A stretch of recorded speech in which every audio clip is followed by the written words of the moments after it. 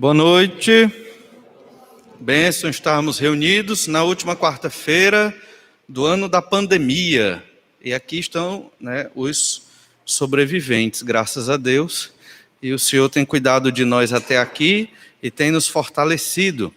O último culto de oração é um tempo importante para reflexões. Final de ano sempre é um tempo importante para reflexões. E a reflexão de hoje é para que você pense o que Deus quer de você. Já parou para pensar nisso? O que é que Deus quer de mim no ano de 2020? O que é que Deus quer de mim que eu não fiz e deveria ter feito? O que é que Deus requer de nós? E essa expressão e esta reflexão é bíblica. Moisés preparando a segunda geração para entrar na terra de Canaã. A primeira geração morreu no deserto. A segunda geração Moisés estava preparando para entrar em Canaã, cumprindo a promessa de Deus. Então Deus usa Moisés para dizer isso. O que é que Deus requer de vocês? Olhe Deuteronômio, capítulo 10, verso 12. Deuteronômio, capítulo 10, versículo 12. Vamos observar alguns versículos aqui do capítulo 10. Moisés, então, diz assim, Deuteronômio 10, verso 12. Agora, pois, ó Israel, que é que o Senhor requer de ti? Existem muitas religiões no mundo que requerem dos seus fiéis, assim, grandes atos de fé. Para quem viveu lá em Juazeiro, sabe que você tem que ter muitos atos de fé dolorosos. Andar de joelho, não sei quantos quilômetros, subir certas escadarias de joelhos, fora a peregrinação daquele povo que sai do interior, num pau de arara, sem dinheiro, sem comida, para ir a Juazeiro do Norte tocar na estátua do Padre Cícero. Tem vários tipos de peregrinação. Para os muçulmanos tem o Ramadã, o tempo do jejum. Então tem uma série de atos de fé que aquele povo daquela religião entende que é o que o Deus deles requer deles. Alguns é muito cruel, Você tem que se maltratar, se machucar. Alguns ramos do catolicismo romano, você tem que fazer coisas ruins com o seu corpo, se machucar como penitência para ter o perdão dos pecados, porque é isso que Deus requer deles. Quer dizer, tem coisas terríveis, Aquelas culturas animistas, tribais no Brasil ou em outros continentes, culturas bem primitivas, que são dominadas por demônios. Aquelas pessoas fazem coisas horríveis, porque elas entendem que o Deus delas requer aquilo, inclusive até sacrifício de crianças vivas, Coisa horrível, aconteceu muito no Antigo Testamento. Bem, e o nosso Deus, que é o único Deus, porque esses outros deuses que a gente falou não existem, na verdade são demônios. E o nosso Deus, o que é que Ele requer de nós? Olha, irmãos, nosso Deus é muito bom.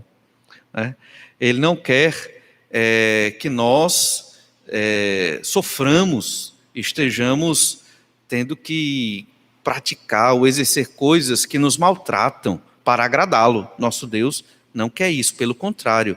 Nosso Deus quer a nossa alegria e felicidade. O problema é que nós não sabemos o que é alegria e felicidade, aí não seguimos o que o Senhor quer. O que é que o nosso Deus requer de nós? Ele requer de nós compromisso. Ele quer que você tenha um compromisso com Ele. Compromisso é a palavra-chave. Na Bíblia, o termo compromisso, que é moderno, ele é entendido como aliança, um acordo, um contrato com Deus. Continuando a ler o verso 12. Agora, pois, ó Israel, que é que o Senhor requer de ti? Não é que temas o Senhor teu Deus, e andes em todos os seus caminhos, e o ames, e sirvas ao Senhor teu Deus, de todo o teu coração e de toda a tua alma, para guardares os mandamentos do Senhor e os seus estatutos, que hoje te ordeno para o teu bem? Tudo isso é uma pergunta, não é tudo isso? Então o que é que o Senhor requer de nós? Que eu tema a Deus. Deus requer temor. O que é temor senão? Fé, compromisso com Deus. Você teme mais aos homens ou teme mais a Deus? Exemplo muito simples. Se você faltar ao seu trabalho, você é demitido. Não é verdade? Sem justa causa. Seu patrão pode até dizer, não, tudo bem, por essa passa, mas vamos ver a próxima. Faltou na segunda? Demitido. E se você faltar ao seu compromisso com Deus. Entende? Você teme mais a Deus ou aos homens? Então, Deus quer que nós o temamos. Temer a Deus no Antigo Testamento é uma característica do crente. É respeito, é fé, é compromisso. Você tem compromisso com Deus. Ninguém vai te obrigar a ter compromisso com Deus. Mas o que é que Deus requer de mim? É isso. Simples. Não é simples? Olha o que é que Deus requer de nós. Andar nos caminhos de Deus. Amar ao Senhor de todo o coração e alma. Servir ao Senhor de todo o coração e alma. Guardar os mandamentos do Senhor. Tudo isso é o que Deus requer de mim. Tudo isso junto, você sintetiza nessa palavra. Compromisso. Compromisso com Deus. A igreja é o corpo de Cristo. Então, eu tenho um compromisso com a igreja, implica que eu tenho um compromisso com Deus. Mas Deus sabe quem nós somos. Isso é tão maravilhoso que Ele sabe da nossa natureza de pecado. Então, o que é que Deus faz? Deus nos motiva a ter compromisso com Ele. Era necessário Deus fazer isso? Não, porque Deus é Deus. Basta eu saber quem é Deus, o Criador do céu e da terra, é o suficiente. Não precisa nada mais. Eu deveria me esforçar para ter compromisso com Ele. Mas o Senhor sabe dos meus pecados, sabe o quanto nós somos pecadores. E o que é que Ele faz? Ele nos motiva. E é o que Ele está fazendo agora, no verso 14. Olha como Deus nos motiva. Eis que os céus e os céus dos céus são do Senhor teu Deus, a terra e tudo que nela há. Deus é soberano sobre o universo.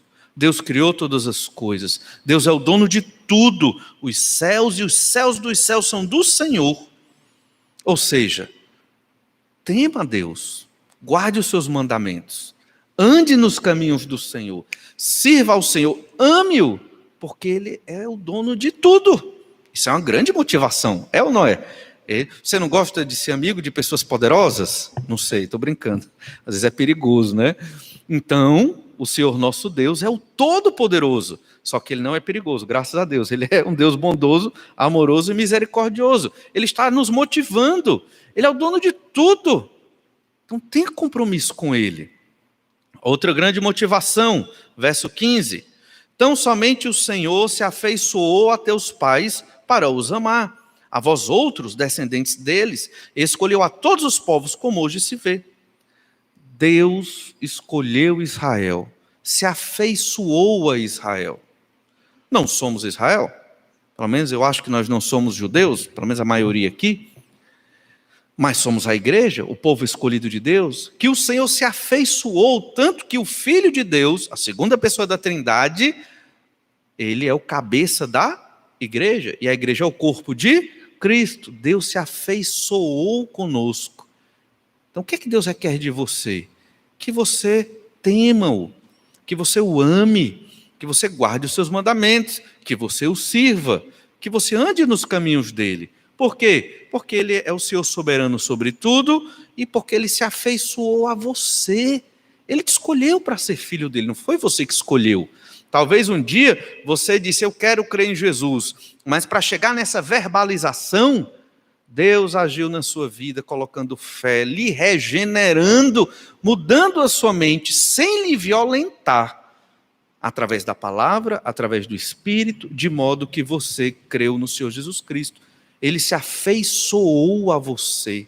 Se não fosse Deus, irmãos, nenhum de nós era crente no Senhor Jesus Cristo. Se não fosse Deus, nenhum de nós tinha fé em Jesus. Nem teríamos o desejo de ler a Escritura e de servir ao Senhor. Deus se afeiçoou, Deus nos buscou, Deus quis amizade conosco e nós não queríamos amizade com Deus.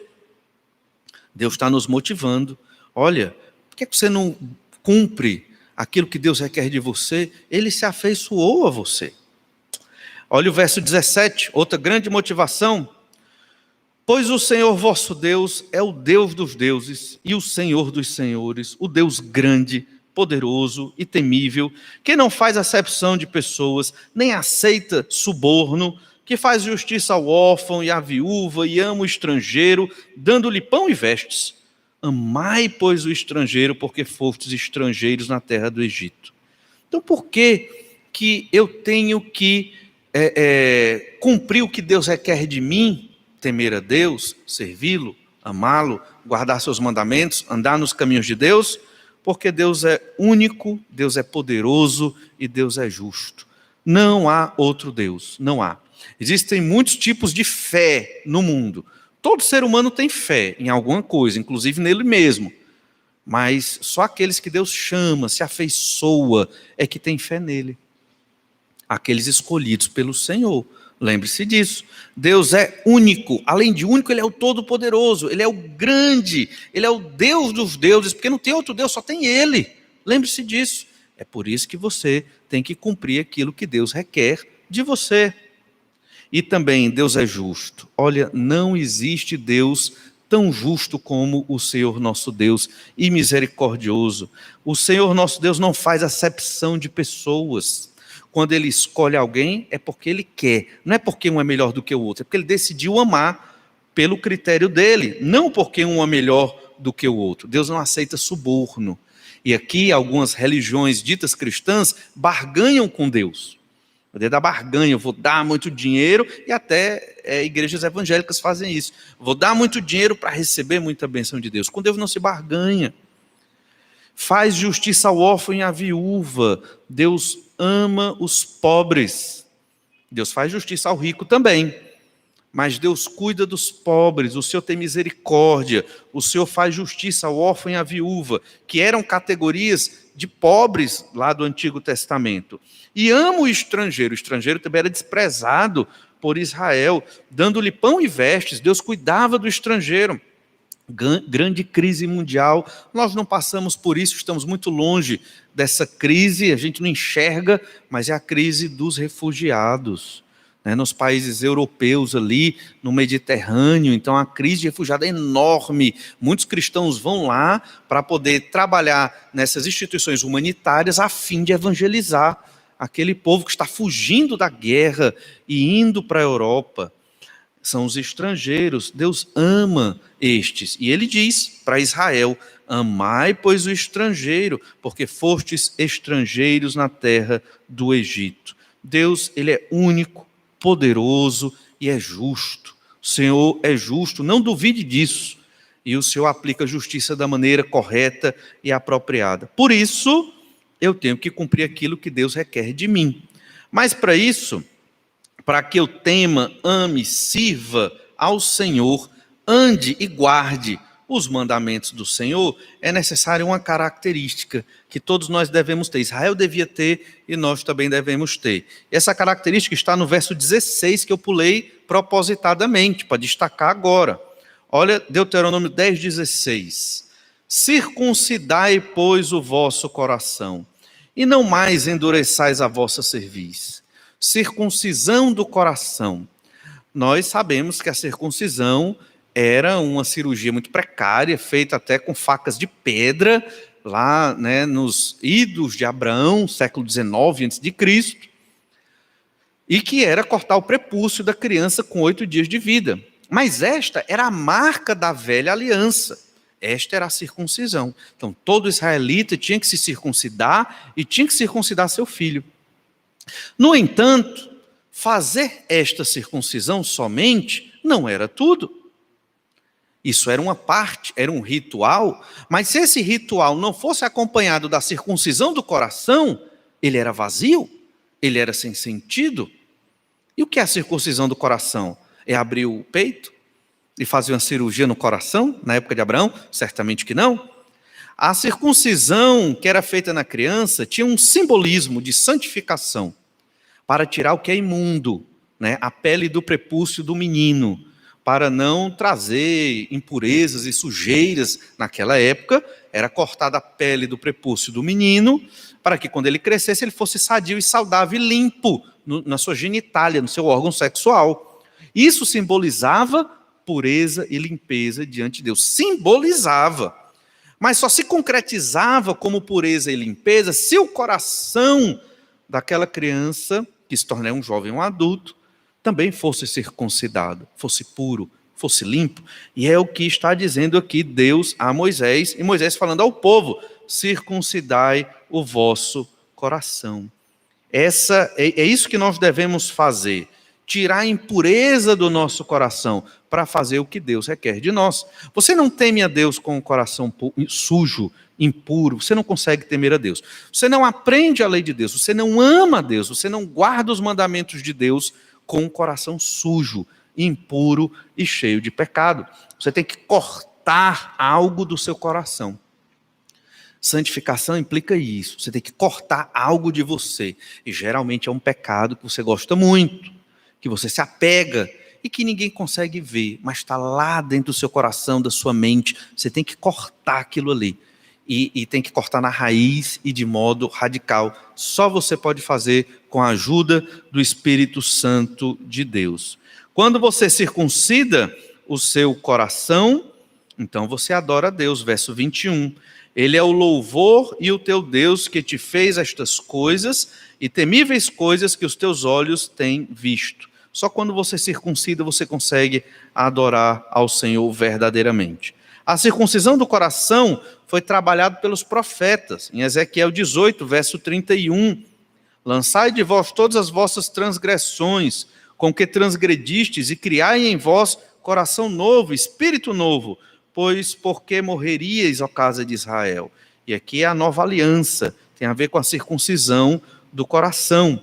Lá em Romanos 2,29, os apóstolos pregavam à igreja para circuncidar o coração. Romanos 2,29 diz: porém judeu é aquele que o é interiormente, e circuncisão a que é do coração, no espírito, não segundo a letra, e cujo louvor não procede dos homens, mas de Deus. O que é que Deus requer de você, né, para o ano de 2021? Que você circuncide o seu coração, viva em santidade, corte na própria pele tudo aquilo que é pecaminoso e que você se apegou no ano de 2020. Para isso é necessária disciplina, vontade de agradar a Deus e o entendimento que sempre que eu faço a vontade de Deus é o melhor. Eu serei abençoado. E isso é felicidade. Eu sei o que é ser pecador porque eu sou pecador. Então todo pecador, ele quer esconder os pecados de Deus. E ele quer pecar e guarda um espaço no seu coração para nutrir aquele pecado. Quando é que você foge disso? Quando você circuncida o seu coração, corta aquele pecado, e é doloroso. Alguns têm que deixar de usar a internet, para não ver coisas horríveis na internet. Outros têm que fechar a boca, para não falar coisas horríveis dos outros. Outros têm que fazer e ter procedimentos duros na sua vida, para vencer certos pecados. Irmãos, que o Senhor nos abençoe a termos esta sabedoria que Deus deu a Moisés para passar para o povo de Israel que ia entrar na terra de Canaã. Sabedoria de fazer o que Deus requer, circuncidando o seu coração para temer a Deus, amar a Deus, servir ao Senhor e guardar os seus mandamentos. Vamos orar, pedir as bênçãos do Senhor. Obrigado, Pai amado, pelo teu amor e graça nas nossas vidas. Sem ti não teríamos a alegria, a satisfação, a vida abundante que temos hoje com o Senhor Jesus Cristo. O Senhor é maravilhoso e cuida de nós de modo especial. Ajuda-nos, Senhor Deus, a termos coragem para circuncidar os nossos corações, sairmos da apatia de uma fé externa e entrarmos no compromisso contigo de uma fé profunda, íntima, dedicada, não somente à luz dos homens, mas na vista do Senhor. É o que eu te peço em nome de Jesus. Amém. Vamos então orar, agradecendo a Deus por tudo e orando uns pelos outros.